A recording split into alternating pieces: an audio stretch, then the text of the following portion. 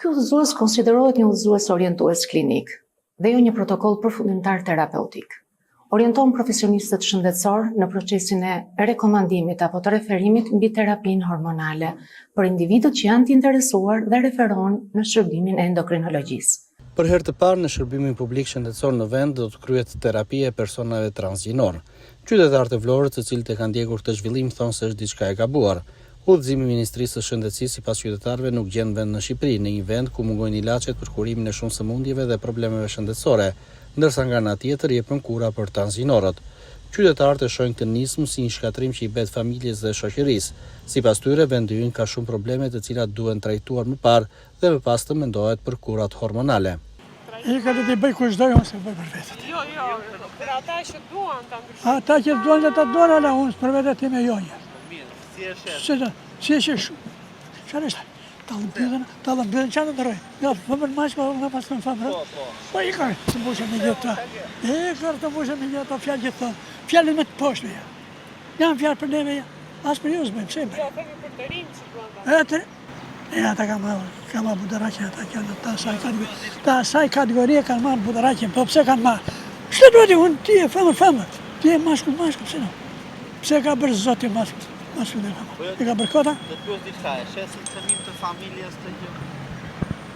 Unë si familja jote, ti mos e shes. Jo ti si familja. Shkatërrohet familja në përgjithësi. Shkatërrohet familja. Shkatërrohet. Familja.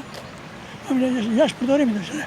Jashtë përdorimit dhe. Minë një kohë kur s'ka ilaçe, që do japim ilaçe për të tillë kategori personale. Po ja kjo është e keq, që pse japin këto ilaçe të kastete për të prishur dynjën apo për të prishur njerëzit. Për të prishur njerëzit. Pse? Ti të ka bërë Zoti, të ka lau, të ka dhënë djalë të mirë. Si do bësh më? Edhe këtë e ka dhënë si do vetë Zoti edhe është. Bravo, gjithë kush po tyre. E na tyre. Aman. Ku i gjetën këto teori, ku i gjetën? Do me thënë, unë duhet ti juve të më kuroni mua ashtu si që ndihem. Po si ku ndihem qënu, që si do më kuroni? Por edhe më kuroni ashtu si që jam, jo ashtu si që mendoj. Dhe mund të jemi shkalluar. Si e shini do me thënë që t'jepen ilaçe për ta kategori persona? Po është absurditet, është absurditet. Po shumë sëmundje ilaçe dhe nuk jepen fare. Shumë sëmundje, mirë. Nuk ka ilaçe për kurimin. Ora, ilaçe duhet t'jepen për sëmundjen që ke.